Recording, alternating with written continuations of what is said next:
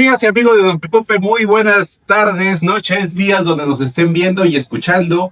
Gracias por estar nuevamente en Hoy Toca. Y hoy toca platicar con una figura indispensable para poder entender el poder legislativo mexicano. Ha sido diputado federal y senador de la República, pero hoy ha decidido establecer y abrir una conversación distinta. En su nuevo libro, Guía Práctica para Salir de la Matrix, propone cuestionar este automatismo en el que a veces vivimos y pensamos en estos tiempos de incertidumbre. Me da muchísimo gusto dar la bienvenida a Armando Ríos Pitt. ¿Qué tal, Eduardo? Gustazo, contento de verte otra vez y estar ahora en este interesante proyecto y feliz de estar con la gran audiencia de Puebla y de todo el mundo con el streaming que ahora lo permite. Y antes de iniciar, hablando de todos estos temas que nos interesan, platícame, ¿cómo estás? Contento, bien, con este nuevo libro, que es una nueva forma de presentar el análisis de la política, o por lo menos de lo que estoy viviendo como alguien que estuvo mucho tiempo en la parte pública, en la parte política, y que me ha permitido hacer una reflexión colectiva, presentándolo con mucha gente, en tiempos de incertidumbre como los que estamos viviendo, y bueno, pues espero que ese libro nos ayude a salir de la Matrix, que es pues una cosa pesada y luego medio complicadona. Y este libro es más que nada, tú como lo ves, mi querido Jaguar, como te gusta que te diga, ¿no? Si está bien. Así es, me encanta. Todavía. Una reflexión política, un posicionamiento personal. Pues sabes que es como una visión introspectiva, como que cumplí 50 años y tenía que publicar algo en ese sentido, ¿no?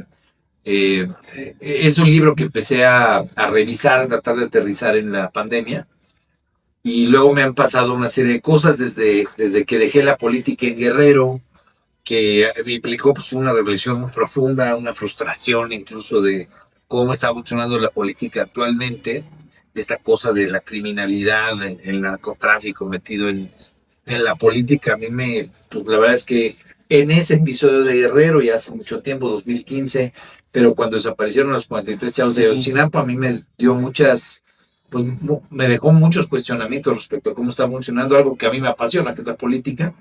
Y también, pues, esa frustración, llevarla al libro, fue importante para hacer una reflexión interna.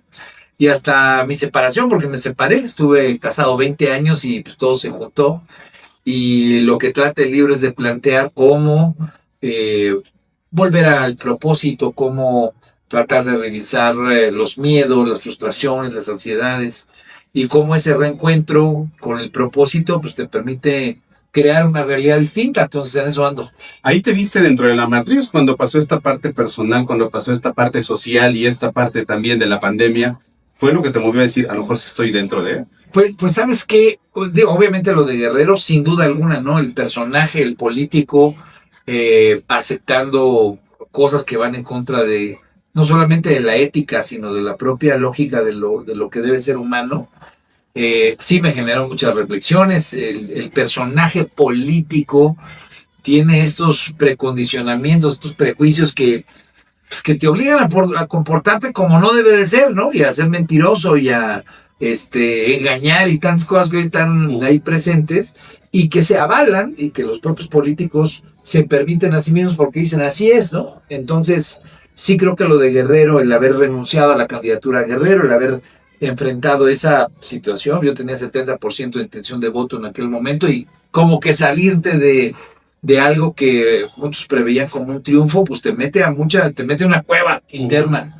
Y creo que fue bueno. En lo personal a mí me ayudó a entender muchas cosas, a aprender y creo, a evolucionar. Pues esa es la Matrix, ¿no? Para mí, pero es la Matrix para alguien que se ha dedicado a la política, pero también alguien que se dedica a los medios tiene su propio entendimiento de la Matrix. Todos los seres humanos tenemos esos pesos que nos da una realidad que nos exige ser de tal o cual forma y que no necesariamente siempre pues es bueno seguir, ¿no? No, claro, porque si la acabas perdiendo, te acabas quedando ciego, ¿no? Esa parte. O te vuelves un actor inercial, ¿no? La inercia te come, no te sales del guión, es una zona de confort, ¿no? Y muchas veces pues pierdes tu esencia, ¿no? Entonces espero que, sobre todo quienes vean el libro, pues les sirva sea útil, les aporte algunas de las reflexiones personales para tener un diálogo al respecto, ¿no? Y sobre toda esa conversación pública, ¿cómo la ves tú estancada?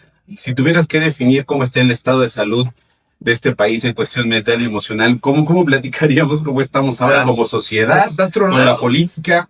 Está tronado, yo creo. Bueno, yo primero que nada yo quiero decir que estamos viviendo un momento de transición, de cambio. Soy optimista de que la etapa que estamos viviendo actualmente va a traer algo mucho mejor, grandioso para el país, grandioso para las interacciones entre los que somos, los que habitamos esta tierra fascinante que es México. Pero ahorita me parece que estamos viviendo una situación pues bastante delicada, ¿no? Estos episodios recientes, el Mencho como un actor importante de cómo funciona México, verlo, digamos, con toda transparencia. Solamente 3 semanas antes se habían agarrado al presidente municipal de Tequila, lo habían señalado de tener nexos con el crimen organizado, y de repente pasa lo del Mencho y te das cuenta que están metidos en todo y que el Estado está colapsado y que la criminalidad, la parte delictiva, pues está en todas las áreas, en el huachicol fiscal, no solamente en el narcotráfico, el cobro de piso. Pues una realidad que no, que creamos los mexicanos, ¿no? Y creo que lo importante es entender que esa realidad dura, terrible, pues no lo inventaron los marcianos, lo inventamos los mexicanos. Entonces, como que tener una reflexión al respecto, verse al espejo como mexicano en esa situación, pues creo que es importante, no solamente para entenderlo, sino para corresponsabilizarnos en cómo debe de ser diferente, porque somos corresponsables en cómo se creó. Lo inventamos y lo consentimos. Durante muchos años. Que me di mucho cuenta es que el día lunes, bueno, el día domingo que empezaron a salir muchos hechos delictivos, un despliegue importante de manifestación del crimen por todo el país, el lunes nos paralizaron. El miedo a través de las redes, de las fake news, del IA pero también de lo que estaba pasando realmente en todo el país, nos paralizó. Fue un lunes muy atípico en el país en que la gente no salía. Yo viajé de Ciudad de México a Puebla en la noche y parecía que eran las 3 de la mañana, fueron las 8 de la noche, ¿no? Claro. Y todo el país paralizado el otro día. Bueno, y es que la realidad se nos estrella en la cara, ¿no? O sea, ya nos acostumbramos a saber que hay autoridades municipales. Retomo lo de Tequila, pero pues se decía que el cártel Jalisco estaba metido en 600 municipios, pero si no es el cártel Jalisco es el cártel del Noroeste, si no es el cártel Sinaloa. En fin, sobran actores criminales que tienen una presencia en la vida pública, en los espacios de gobierno, y la gente lo sabe, los mexicanos lo sabemos, pero por miedo, por preocupación, por indolencia, no sé cuál será el conjunto de cosas, o por todas ellas al mismo tiempo, permitimos que esto siga siendo nuestra realidad. Entonces, yo creo que ha llegado el momento de tomar conciencia, de vernos en nuestro interior y ver de qué forma yo en lo personal, cada ser humano está decidiendo que eso es una realidad. Porque lo estamos decidiendo. Bueno, ¿cómo podemos decidir que sea una realidad diferente? Yo en el libro lo que trato es de plantear, siempre se puede decidir, siempre tenemos la oportunidad consciente de ser libres, de tener libre albedrío para guiarnos en una ruta, y en este momento estoy convencido que están pasando muchas cosas, mucha información que nos está llegando, que nos abre la oportunidad de cambiar, y es lo que yo espero. Entonces, por eso soy optimista, de que estamos viviendo un momento canijo, pero que vienen cosas buenas. A lo mejor un poquito atrapados también en esa narrativa del bienestar fake, digamos, colectivo en el la transformación. Ajá, y se repite tanto que a lo mejor muchas personas lo estamos acabando de creer dentro de esta marca. Pues mira, ¿sabes qué?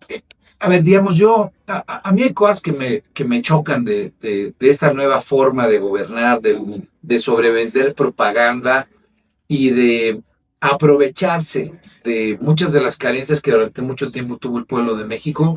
A mí la verdad es que yo no comparto esta lógica propagandística de estás conmigo, estás contra mí, somos los buenos, los de antes siempre fueron malos, porque ese maniqueísmo siempre es bastante chafa, es malo, es equivocado.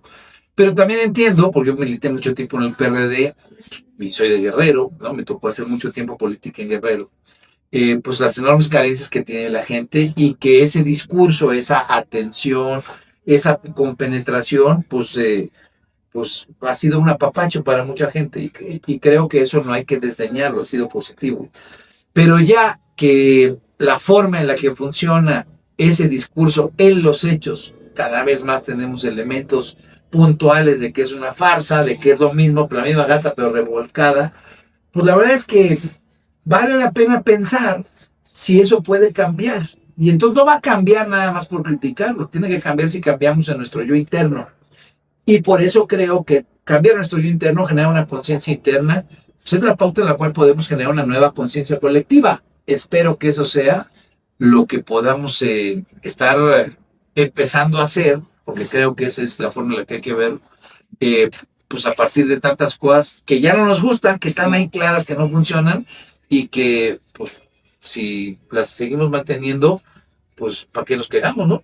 Porque esa polarización ha sido muy funcional, pero sí se está enfrentando a la realidad de las mesas, a la realidad cotidiana, a la realidad de la seguridad de millones de mexicanas y mexicanos que están viendo ya que sí ha sido funcional para el gobierno, pero ya no está siendo tan real en las mesas, en la vida cotidiana. Y hablando de ese tema de la individualidad y la colectividad, en la película Matrix, pues bueno, salía de Morpheus con dos pastillas, una roja y una azul, y tenías que tomar una decisión. Y podía ser simple. Ahorita no, la vida real no es tan simple, y la situación que tenemos en el país. ¿Tú crees que este proceso de salir de la Matrix tenga que ser un acto individual o puede ser colectivo? Pues yo creo que van de la mano, tendrá que ser colectivo, pero en la sumatoria de individuos que lo que busquen es eso, ¿no? Tal vez salirse de la inercia, salirse de los personajes que nos hemos construido, ponerlos en duda, buscar nuevos, tal vez relanzar cosas del yo más profundo, del niño interior, ¿no? Eso lo pongo ahí en el libro. Pues yo creo que México necesita reencontrarse con quién es. O sea, hemos perdido mucho de nuestra narrativa, la hemos perdido porque tenemos un poco el rumbo medio manoseado, por así decirlo, por tantos actores que dicen, pues yo te voy a salvar, ¿no? Yo voy a ser tu nuevo dueño, yo voy a ser tu nuevo conductor, tu líder, etcétera. Y termina habiendo una enorme frustración por parte de la gente porque terminan funcionando igual que siempre, ¿no? Yo creo que es lo que le ha pasado a esto que se llama la 4T, ¿no? Sin ser demasiado crítico. Siempre hay claroscuros, cosas buenas, cosas malas, pero cuando tú sobrevendes la propaganda, pues a final de cuentas se vuelve más fácil que te caigas, ¿no? Que te resbales y que la gente diga, oye, pues la misma cosa, ¿no? Y entonces ahí tienes a Noroña, dormido en primera clase, o el hijo de López Obrador comprando cosas en Prada en Tokio, pues la gente dice, güey, ¿no se supone que eran diferentes? Bueno, tanta propaganda, tanto chorizo, como dicen ahí en mi tierra, pues termina siendo dañino. Y creo que tiene dos posibilidades. Una, ser dañino y que la gente se enoje y se frustre, etcétera, o que la gente aprenda, entienda y diga, yo tengo la posibilidad de construir algo diferente. Me toca a mí desde mi yo interno y luego ya promoverlo para que sea algo junto con otros, con amigos, con compañeros, se vuelva un colectivo. Sí, porque abrir estos espacios, ¿no? De conversación, estos espacios que invitan a pensar, a salir, como yo digo, de la caja, pensar otras posibilidades, porque la realidad es que esa parte de estos líderes o lideresas mesiánicos, primero te dan esa posibilidad de decir, yo te salvo, y luego, pues te voy a usufructar un ratito tu voluntad, te voy a usufructar un ratito tus pensamientos, tus decisiones, y empiezo yo a hablar a nombre de ti. Claro. Empiezo a... No, y te vuelven cosa, porque te vuelven su propiedad, ¿no? Y si tú estás a favor, pues eres de los míos. Y si no, pues eres un enemigo. Yo creo que, fíjate, yo creo que ha sido, así como lo planteé, esto ha sido muy positivo, esto que hemos vivido, porque nos ha puesto en evidencia que no debe de ser la cosa así, ¿no? Pero, pues necesitas un testimonio, necesitas un aprendizaje para entender estos últimos años, este pleito, esta polarización, unos son buenos, unos son malos, estas narrativas, yo espero que mucha gente las esté valorando en su fuero interno, en decir, pues este es puro rollo, más de lo mismo, o como quiera ser, ¿qué tengo que hacer yo para que esto cambie? Y estoy convencido que eso es lo que se está sembrando, se ha venido sembrando, y eso va a tener frutos muy positivos. Y no tiene que ver con quién gobierna, ni qué color, ni si un partido político, sino tiene que ver con una evolución de los mexicanos. A mí me interesa que eso pase. ¿Y se puede despertar una sociedad así, sin romper algo? Pues siempre se rompen cosas, ¿no? Pero pues, si le aprendemos a los japoneses, esos cuates, algo que se rompe hasta luego lo pegan con oro para que se vea, pues que son... que las cosas cuando están evolucionando, pues pueden tener belleza precisamente, aunque estén rotas. Bueno, pues hay que echarle un poco de filosofía al tema. ¿Y qué crees que tendríamos que hacer en México de entrada para empezar a pensar distinto como colectividad? Fíjate que yo soy un convencido de que tenemos que cambiar un poco el ángulo de donde se tienen que tener estas discusiones, estas reflexiones y un poco estas articulaciones colectivas. Yo estoy convencido que tiene que ocurrir al interior de las empresas. Mira, son 5 millones de empresas. Son 60 millones de trabajadores que son los que generan el desarrollo, el crecimiento, pues la riqueza de lo que es México, ¿no? Como lo quieras ver, la competitividad, la productividad. Pero es ahí donde México tiene capacidad y músculo. Bueno, ¿cómo le hacemos para que en las empresas, en esos centros de trabajo, ya sean empresarios, ya sean trabajadores, empleados, empleadores, como lo queramos ver, puedan tener una nueva lógica de convivencia, puedan ponerse en los zapatos del otro, pueda haber, digamos, una evolución más allá de perdón que lo diga, pero la chaquetez marxista de la lucha de clases, pues hoy tienes chance de reencontrarte con los seres humanos, aunque sean empleados, aunque sean empleadores, ponerte en los zapatos del otro. Eso es lo que yo pongo ahí en el libro, y yo espero que eso lo podamos hacer. Entonces, si nosotros logramos un reentendimiento de la sociedad mexicana en esos espacios, pues creo que tenemos una oportunidad. Entonces creo que es ahí donde hay que generar esta reflexión, donde hay que convocar a que existe este diálogo y donde hay que pensar que esa evolución es posible. Yo creo que independientemente de lo que pueda pasar electoralmente en el 2027, ¿cómo tú visualizarías lo que puede pasar en el 2030? Digamos que es un poquito más de años. Si hacemos una cosa o si no la hacemos. Porque hay dos caminos, como las chiquitas. Claro. Pues mira, yo creo que los mexicanos ya nos toca ser adultos, ¿no? La bronca es que los mexicanos nos encanta ser adolescentes, ¿no? Que alguien sea el que le resuelva, alguien es el que es el responsable. El adolescente pues, se victimiza porque todavía no logra tener la madurez suficiente. México tiene ese terrible problema. Los mexicanos lo tenemos eso, los mexicanos y los mexicanos, así incluyentes. Pero yo creo que los tiempos se han acelerado, la forma en la que ahora nos comunicamos, podemos estar grabando, podemos llegar a miles de millones de personas de manera mucho más rápida. La información, la comunicación y la organización han cambiado de manera radical. Entonces yo creo que hay de dos sopas. Una, nos mantenemos en la inercia. Yo espero en lo personal que esa no sea la decisión de la gran mayoría, o por lo menos que haya liderazgos, múltiples liderazgos en todo el país que no decidan irse con esa inercia, sino que más bien digan, oye, pues a ver, se está metido el crimen organizado en todos lados, están cobrando el piso a todo el mundo, 83% decía el de la Coparmex la vez pasada, le han cobrado piso, lo han extorsionado. Bueno, o la violencia con estas cifras terribles de miles, sí, claro, decenas de miles, y los mexicanos volviéndonos indolentes con respecto a esas cifras, o los desaparecidos, en fin, las cosas feas que mucho pasan. Más arriba que las cifras de salud, ¿no? Claro, bueno, y somos unos indolentes. Sí. Bueno, esos somos los mexicanos, son los marcianos, somos los mexicanos. Decidimos convivir con esa terrible realidad. Tenemos de dos, como decía, o mantenernos en ella o cambiar. Yo creo que la podemos cambiar.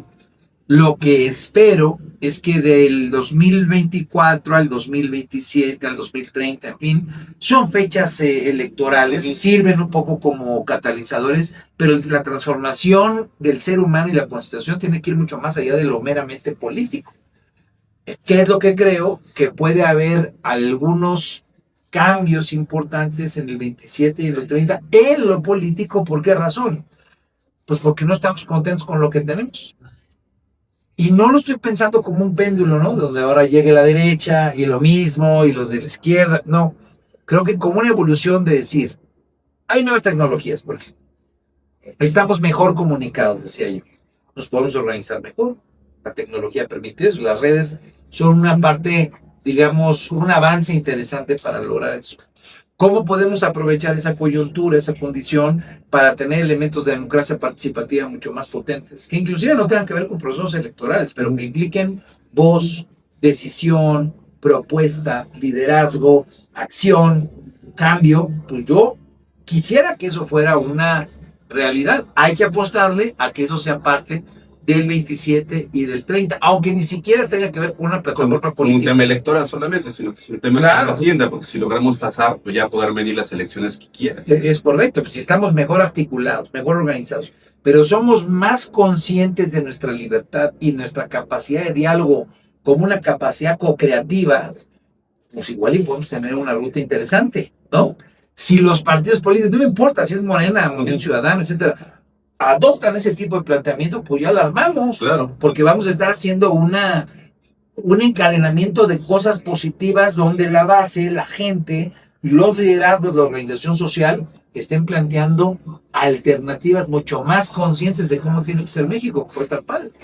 Y hablando un poquito también, tú hablaste ahorita del tema de la comunicación, de las maneras en las que nos estamos comunicando, hablando un poquito de temas pornográficos, el algoritmo, la IA, estos retos que también se presentan dentro de estas nuevas formas, porque también mientras ya nos estamos acostumbrando a cómo comunicarnos, llegan esos elementos. ¿Quién los maneja? ¿Quién los controla? ¿Quién tiene la decisión? ¿Cómo esto puede afectar o mejorar o ser una parte de oportunidad o amenaza a este tipo de campos? Bueno, y por eso es tan importante ser conscientes, porque la bronca es que le apuestes a que alguien más te resuelva tu realidad, ¿no? Ya lo decíamos ahorita, que te diga un salvador, le entregas tu alma y él me va a resolver. Pero eso nunca ha ocurrido, ¿no? Nadie te salva, solamente te salvas tú, porque tú construyes, tú haces, tú evolucionas o no evolucionas. Es uno en lo individual y luego lo hace de manera compartida, dialogando, interactuando, ¿no? El yo soy se convierte en un nosotros somos. Bueno, ¿por qué es importante decir esto? Porque frente a esta nueva idea de que la tecnología es lo que nos va a gobernar, frente a esta idea de que, pues es que como el ser humano es corrupto y se equivoca y toma malas decisiones, entonces ahora la inteligencia artificial va a hacer las chidas pelas. No manches, ¿no? Porque lo que yo he visto es que le estamos abrazando como que... Claro, no manches, esto es... Dulce, un juguete. Esto es lo que nos va a regir, no manches, es otra vez entregarle tu alma, entregarle tu libertad, tu capacidad como ser humano co-creadora, pues una cosa y que ni sabes quién está detrás, que ni sabes quién es el que la mueve. No, es que algún científico puede decir eso es improbable. Siempre todo lo mueve algún ser humano, claro, o algún grupo que se agandalla el poder.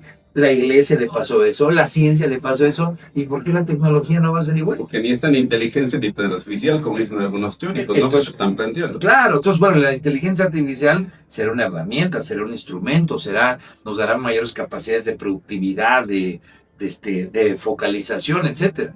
Pero necesitamos que sea la inteligencia humana la que se sobreponga sobre eso. Y yo diría la inteligencia emocional y la inteligencia espiritual, que es lo que nos permite estar dialogando, estar presentando frente al auditorio, ser seres humanos que al compartir evolucionan y obviamente pues tienen una capacidad co-creadora mucho más poderosa que la que cualquier herramienta pueda generar. Conectar.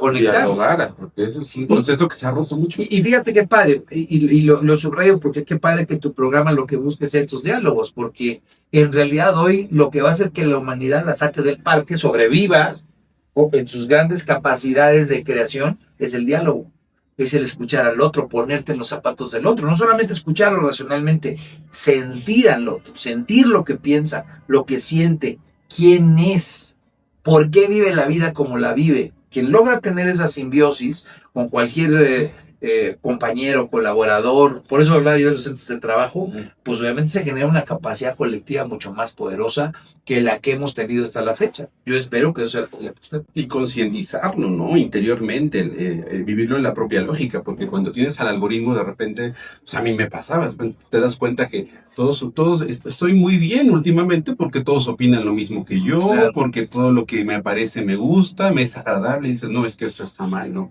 Como cuando te va muy bien en la vida y dices, ¿qué está pasando? Claro, ¿qué está pasando? Ya me estoy preocupando. ¿No? Ya me estoy preocupando porque todo está saliendo bien, ¿no? Entonces, claro que viene de un proceso de conciencia interna.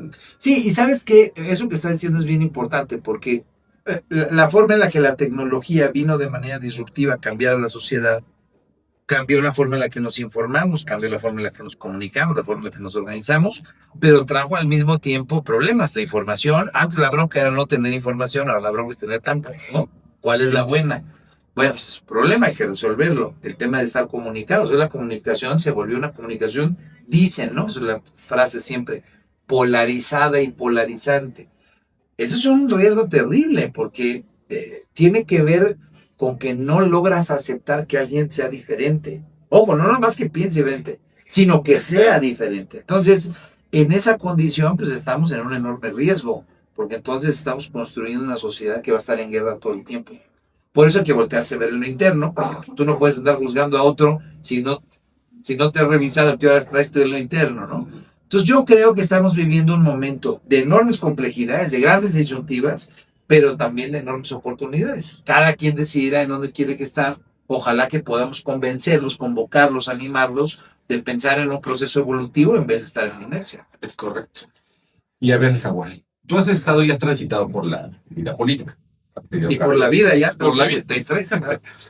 Y has tenido cargos de elección, etc. Invariablemente el 27 y 30, pues son calendarios que vivimos en este momento. ¿Tú cómo te ves en estos procesos, tú, dentro de esta reflexión a la que nos llamas a nivel nacional? ¿Tú cómo te ves como articulando ideas a la sociedad, proponiendo agenda, estando en la boleta? Fíjate que a mí me gustaría llevar este tipo de discurso a la Cámara de Diputados. Yo creo que bueno, la Cámara de Diputados tiene un buffer muy potente. Obviamente ahí resuena el debate público, el debate de lo público y los actores públicos como articuladores de condiciones, pensamiento, ideas, ¿no? Yo me siento muy triste de la forma en la que el poder legislativo, el Congreso, se ha disminuido en esa capacidad. Lo padre del Congreso, por lo menos yo cuando tuve chance de ser, ya fuera diputado federal, constituyente o senador, pues era dialogar. Pues, aunque te peleabas con el otro, lograbas encontrar por qué defendía qué cosa, qué era lo que quería respecto a sus argumentos, y tratar de acercarse en esas lógicas distanciadas era muy importante porque salía algo mejor. O sea, pues dos cabezas piensan mejor de una porque tiene dos formas de entender la realidad. Bueno, pues el Parlamento tiene esa capacidad creativa. Creo que la ha perdido por esta lógica de la polarización que decíamos hace rato, ¿no? Yo tengo mi verdad y si no es la mía, pues te condeno. Creo que eso es un error. Estamos en la oportunidad de revalorizar el diálogo. Y yo espero, me gustaría en el 2027 volver a poner este tipo de planteamiento que, si te fijas, no tiene que ver con colores partidistas. Eso es medio chaquetón, ¿no? Es medio pequeño.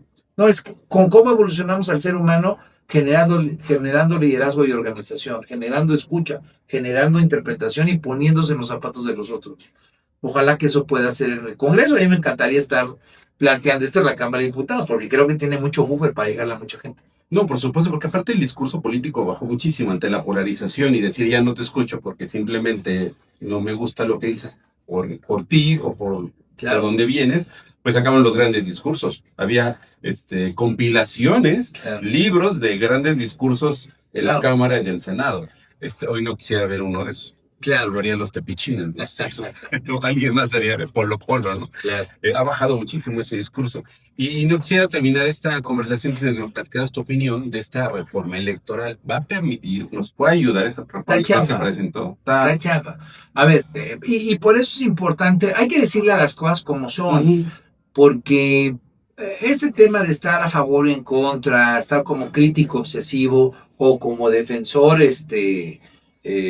sin capa y espada, pues te limita tu capacidad de razonamiento, ¿no? O sea, el ser humano es algo padre porque puede razonar, porque puede emocionarse, porque puede sentir y porque podemos construir con otros que hacen exactamente lo mismo. Somos seres humanos, de una manera fraternal, ¿no? Bueno, a mí me parece que esta reforma electoral, pues más bien lo que tiene es estos pragmatismos ramplones que hemos visto muy presentes en la concentración de poder.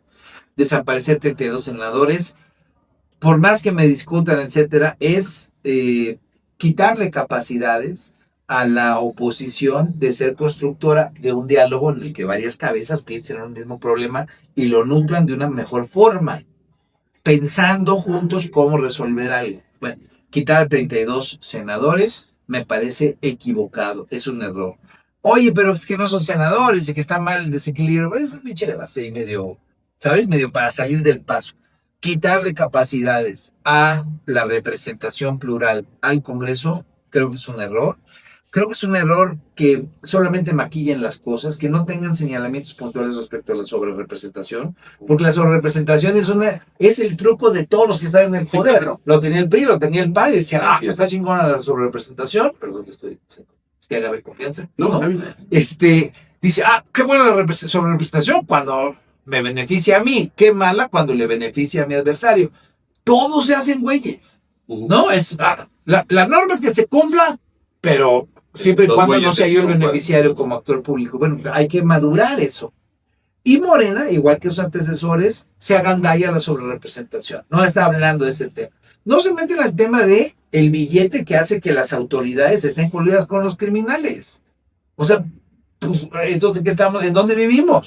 Nadie vio el 22 de febrero con el tema de esta presencia territorial de tantos grupos que son los que verdaderamente gobiernan el país o que cogobiernan con las autoridades. Bueno, si cogobiernan con las autoridades, y ya lo vemos públicamente, dijimos tequila, pero el que quieras poner, pues obviamente deberíamos de meternos a fiscalización, a instrumentalización de capacidades del Estado, de la sociedad, de supervisar y evitar que el crimen haga campañas, que el crimen financie campañas y que el crimen gane espacios de poder. Bueno, ese es un problema toral de México. Esta reforma no lo trae.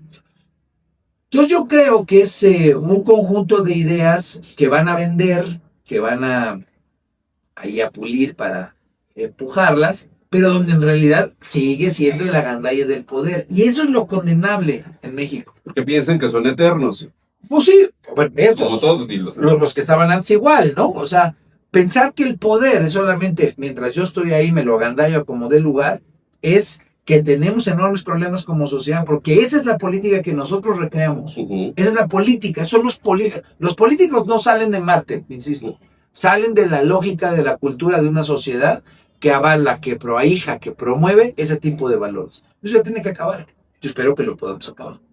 Esta aportación que estás haciendo con el libro es importante para hacerlo. Y es una gran responsabilidad, ¿no? Pues sí. Pues, el poner los temas. Pues mira, por lo menos el libro lo que me permite es cambiar de ángulo, seguir haciendo política, pero cambiar de ángulo en cosas que creo que son importantes. Primero que nada, el voltearse a ver el yo interno. Segundo, el actuar de manera fraternal,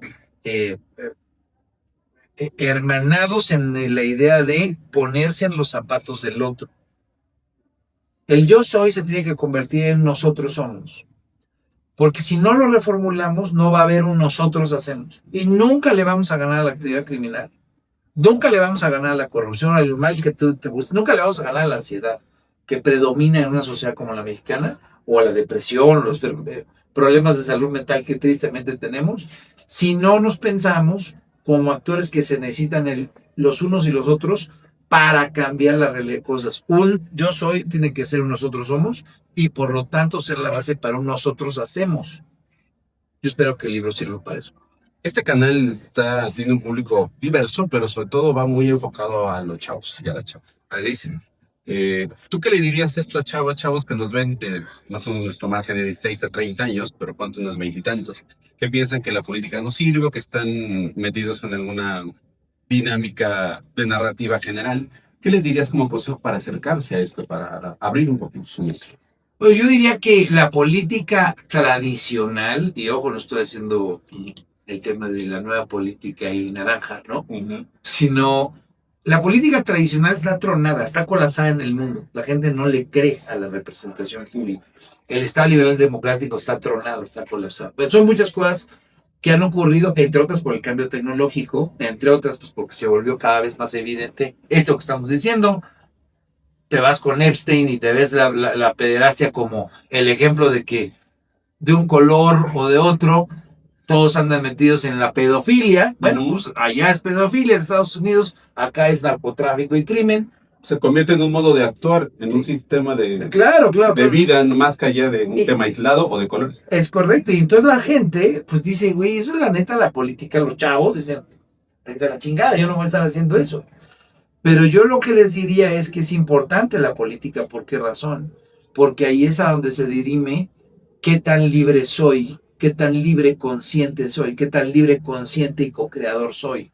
Porque si yo le entrego a alguien mi libertad consciente, mi libertad co-creadora, porque esa persona es la que gana una elección o porque esa persona es la que domina la matriz, como hablo yo. Entonces yo me estoy volviendo un esclavo de esa condición. Y estoy tomando la decisión de aceptar puntualmente que eso sea así. No soy víctima, soy tomador de esa decisión que es la que me termina afectando. Entonces, más bien hay que cambiar el ángulo. Hay que tener cientos, miles, decenas de miles, centenas de miles de liderazgos que de forma descentralizada piensen el poder de una forma distinta, de una forma más hermanada, más fraternal, más de ponerse en los zapatos del otro, más co-creadora, porque es precisamente el diálogo lo que te permite tener imágenes, generar emociones, construir realidades distintas. Este canal es un ejemplo de eso. A alguien se le ocurrió, a ti, a tus socios, etcétera, dijeron, vamos a hacer algo diferente, y hoy es una realidad. ¿Cuántas cosas no podemos hacer de esa forma? Sí, claro, y articularlas. Articularlas, llevarlas a la práctica, y que sean esos pequeños granitos de arena que te den una realidad distinta. Bueno, los chavos hoy tienen esa posibilidad. Hay que irnos a hacer esa realidad, en vez de andar viendo con qué partido nos metemos, luego para ver cómo pagamos una campaña que era carísima, y la bronca es que te terminas corrompiendo con mucho chorizo al principio de que vas a hacer las cosas distintas y luego nada más te ensartas en el mismo bronca. Eso es lo que le pasa a todos. Y luego ya no sabes ni cómo hacer. No, pues no, ya te gustó, te gustan los botones, te gusta la primera clase como a Noroña, que me encanta, ¿no? Es el ejemplo de la incongruencia. Pues de repente dice, mi casa de 12 millones de varos en Tepoztlán. Güey, pues lo que hiciste fue, estuviste criticando, pero ya que fuiste enchufarte, quedaste lo mismo. Pero pues no, bueno. Y creyendo que nadie las va a ver, creyendo bendito sea Noroña para que la gente despierte. ¿Sí me entiendes? O sea, tienes que tener esos ejemplos, porque si esos ejemplos la gente dice, no, si hay gente que se porta bien. No, hay los que maman y los que no maman. Los que no maman quieren mamar. Pues es un poquito lo que hemos visto, ¿no? Se quieren llevar la vaca en primera clase. Pues se quieren llevar por la vaca y el becerro y el establo entero si pueden, cabrón, ¿no? Eso es lo que creo. Genial. Pues estimado Armando, pues muchas gracias. Gracias por la oportunidad. Que no sea la última, porque esta plática da para dos cosas. Uno, para ir evaluando cómo vamos, que es muy importante. Y otro, para hablar de otros temas que también son importantes, porque también no nada más México está pasando por eso. Claro. Todo el planeta, todo el mundo, nuestros vecinos al norte, al sur, al este, y al oeste, están también pasando por transformaciones que también yo creo que son globales, ¿no? Claro. Sí, pues la incertidumbre es lo que está caracterizando esta época, ¿no? O sea, arrancas con Venezuela y luego se te viene lo del Mencho y luego en las semanas siguientes se te viene lo de Irán y pues quién sabe qué va a pasar en los próximos días o cuando estemos ya viendo este programa editado y presentado, pues quién sabe qué tantas cosas vayan a haber pasado. Pero lo que sí es importante es entender que hoy la humanidad está en la posibilidad nuevamente de decidir. Se sigue con la inercia, cambia de liderazgo, pone la tecnología como el que le resuelva de manera externa su realidad, o toma el toro por los cuernos y decide voltearse a ver el interno y decidir sobre todo, pues esto puede ser diferente. Es una decisión, pues hay que empujarlo. Así es. Pues bueno, vamos caminando por ahí, esperamos aportar y ser un granito de arena, o más que un granito de arena para que esto suceda. Pues muchas gracias e invitadísimo para la próxima. Y muchas gracias a ustedes por vernos, escucharnos y sobre todo por darse la oportunidad de que nos la demos todos de abrir nuestros ojos, nuestra mente, nuestro corazón, nuestro espíritu, como bien dijo el invitado, y que podamos crecer como una mejor sociedad. Pues muchas gracias y nos vemos pronto. Esto fue Hoy Toca.